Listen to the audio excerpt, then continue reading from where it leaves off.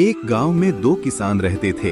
एक था रामू जो बहुत गरीब था और दूसरा था श्यामलाल जो गांव का सबसे अमीर किसान माना जाता था।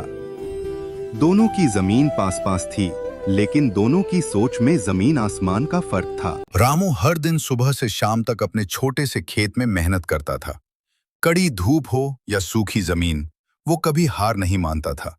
उसकी आंखों में सिर्फ एक सपना था, अपने खेत को हरा भरा बनाना। दूसरी तरफ श्यामलाल अपने बड़े खेत में खड़ा होकर मजदूरों को आदेश देता था। वो खुद काम नहीं करता, बस अपनी अमीरी पर गर्व करता था। उसे लगता था कि बिना मेहनत के भी सब कुछ मिल सकता। एक दिन गांव में भयानक सूखा पड़ गया। धरती फट गई, फसलें सूखने लगी और हर किसान चिंतित हो गया। रामू और श्यामलाल दोनों के सामने मुश्किल समय आ गया। श्यामलाल के खेत पूरी तरह सूख गए, मजदूर उसे छोड़कर चले गए। अब वो अकेला, परेशान और असहाय बैठा था। लेकिन रामू ने हार नहीं मानी। वो कुएं से पानी लाकर अपने खेत को सींचता रहा। उसने मिट्टी को ढककर नमी बचाई, मेहनत और समझदारी से काम लिया।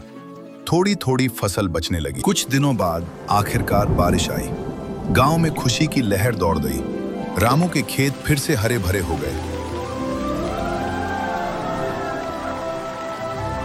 एक तरफ श्यामलाल के सूखे खेत थे और दूसरी तरफ रामू के हरे भरे खेत। श्यामलाल ये देखकर हैरान रह गया।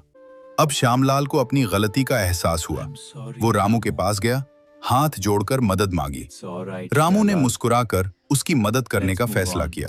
अब दोनों किसान साथ मिलकर मेहनत करने लगे। श्यामलाल ने सीखा कि असली ताकत मेहनत और विनम्रता में होती है और धीरे धीरे दोनों के खेत हरे भरे हो गए। गांव में खुशहाली लौट आई।